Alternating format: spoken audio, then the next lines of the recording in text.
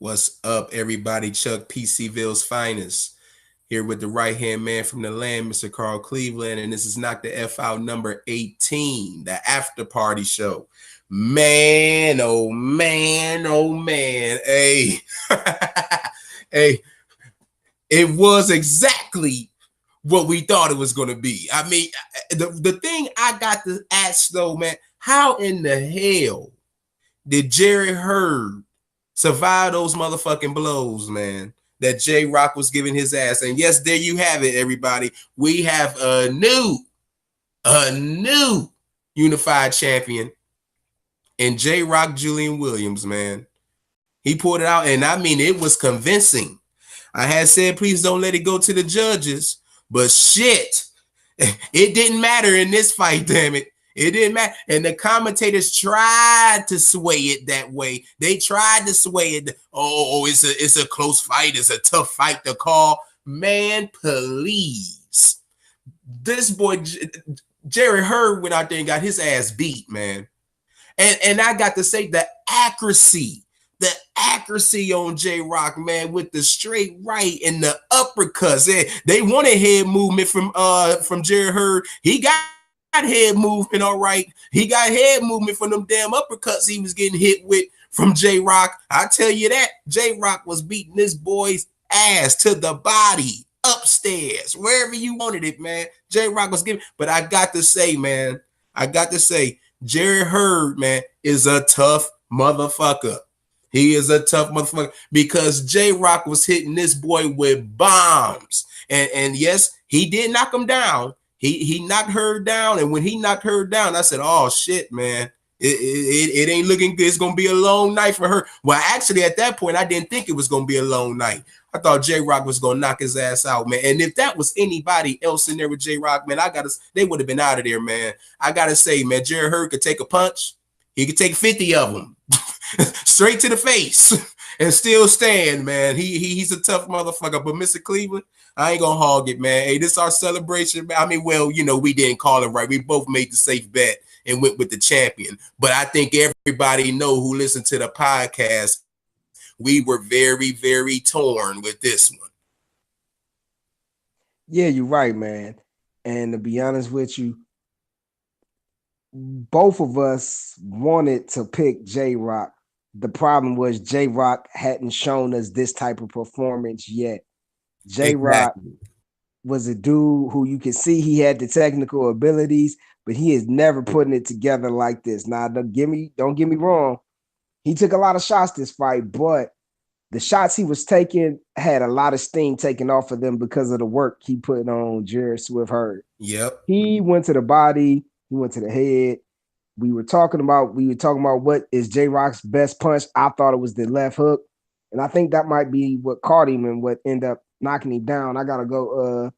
Yeah, that's exactly what it was. It was the left hook that knocked him down. Yeah, in the second round, and yeah, man. So, the fight. Well, we thought it was basically gonna go. Jared Hurd would get off early. I mean, not Jared Hurd, but J-Rock would get off early. Then Hurd would stop him late because he would have been and gotten tired, and he took too many hard blows. But the opposite happened. J-Rock fought him on the inside, and it was dominant. Like you said, man, this was the most accurate I've seen J-Rock with his power punches. They were straight punches. They weren't looping punches. They were landing. He was going. Hey, Mr. Cleveland. It was a big difference between J-Rock's jabs than Danny Jacobs' jabs from last week, buddy. Yeah. He was punching like he was trying to hit something. That pitter-patter bullshit. Yeah, he was punching like he was trying to hit something, man. J-Rock was throwing with conviction. Yes, exactly. He actually came to win the fight, and you could tell in the way he fought. His conditioning was superb. He did not get tired. I thought he would. Hurd seemed like he got tired because of the punches he took to the body and the head, but to me, the body ones are what really hurt him. And the thing is, Mr. Cleveland, didn't you notice how Hurd was trying to use his weight to his advantage and trying to wear him down, but J-Rock kept catching him in the inside. J-Rock was too strong, man. I did not know J-Rock was as strong as he was. Even when Herb was trying to bully him, like you said, and just try to lay on him, he wouldn't let him. And this is where Herb really lost his fight. He allowed J-Rock to basically either punch him to the ropes or he voluntarily put himself on the ropes. And J-Rock just went to town on him, man. I didn't understand that strategy. Uh, my man just Herb didn't look like himself. And to me, this is a prime example of why you don't let fights marinate. I'm gonna get a little off topic for a second, man, because Jared Hurd and Charlo was supposed to fight. They should have been unified titles. They were supposed to fight 2, 3 fights ago. Hurd got hurt. Everybody talking about let's let it build. Now, first Charlo lose, now Hurd lose. Now neither one of them is champions, man. This is the downside of letting fights build. So please, man, strike while the iron is hot. Stop listening. Everybody ain't gonna make that $100 million like Mayweather and Pacquiao when they stall a fight out, man. You can't do this. And I'm so glad J-Rock, he was gracious in his victory. He stated that, man, you can come back from a loss. All great fighters have losses. So you shouldn't like jump off a dude, stop rocking him with him because he lose, man. I'm glad he said that as well. I hope this is a lesson to the boxers out there. Stop dodging the top competition because you're afraid to lose. If you good, people gonna rock with you regardless, man. At least the And, real ones is them fake and phony fans. They gonna fucking leave as soon as you lose, but they was never your fan to begin with. So I need y'all to start acting like y'all want to do this for us, man. And Mr. Do it Cleveland, for on top of that, yourself. man, on top of that, I think it was a lesson for everybody, even Yep. even for the fans too. Stop all that damn bandwagon shit. You know what I'm saying? If somebody Yeah. lose a fight, oh, don't say, oh well, they lost that one, so I got to go with the undefeated fighter. You know what I'm saying? It was a lesson for everybody, man. You know what I'm Yeah. saying? Yeah. So and on top of that, you know what, man? I got to go back to Harrison, man. Harrison called that shit, man. Harrison said that at the end of the day, I got to go with skills paying the bills, man. He said I'm going with J Rock to win that fight, man. Man, Yeah. hey, I don't know, Mr. Cleveland. It looking like these prima donnas kind of getting exposed, man. I don't know, these hungry motherfuckers coming up, man, and beating these motherfuckers' asses, man. And I'm still going with Harrison to whoop Charlo in the rematch. For me, I get what you're saying. I don't know so much if it is the prima donnas as it is styles make fights, man. I thought Hurd was gonna be too big. I did not know J Rock was as strong as he was. If I knew he was that strong and he could do that for 12, I would have took him, man. You would have too. But now that we know that, man, I don't know what to be honest with you, besides Swift getting better defensively and maybe throwing straighter shots instead of looping shots. I don't know what else he could have done that was going to change tonight. I don't know what else he could have done that was going to change this fight, man.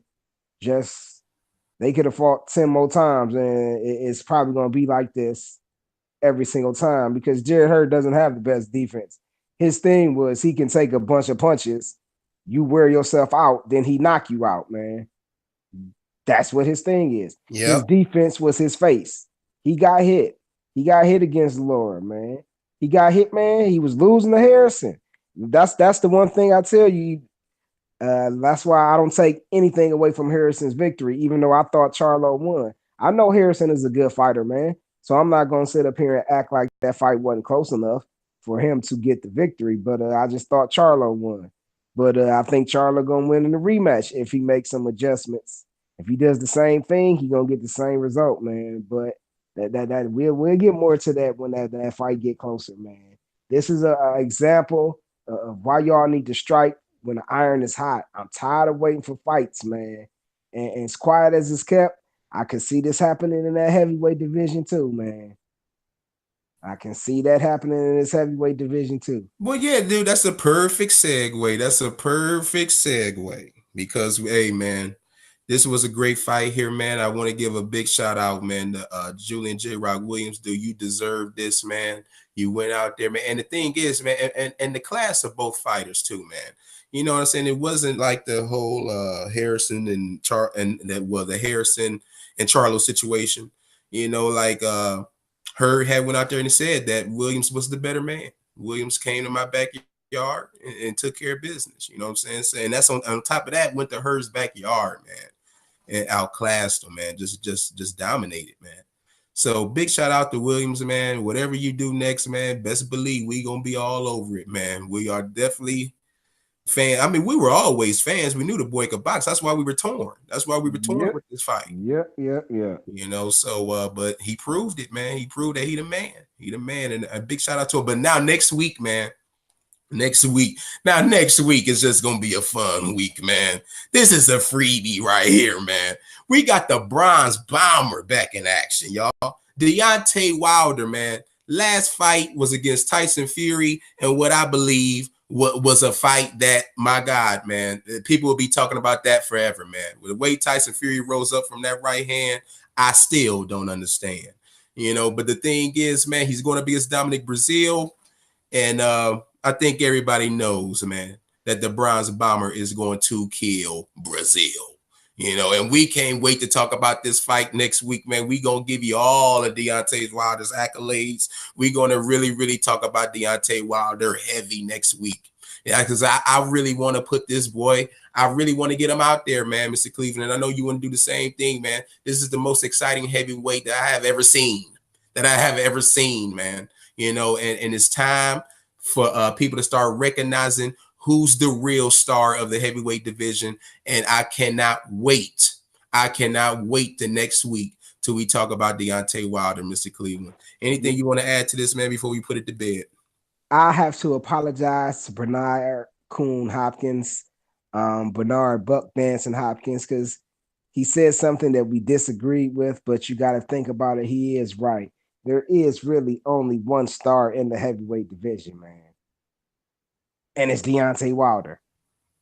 So Bomb Squad! Next week, like my man Chuck said, we're gonna run down the accolades, and it's gonna be fun, man. That's a showcase fight.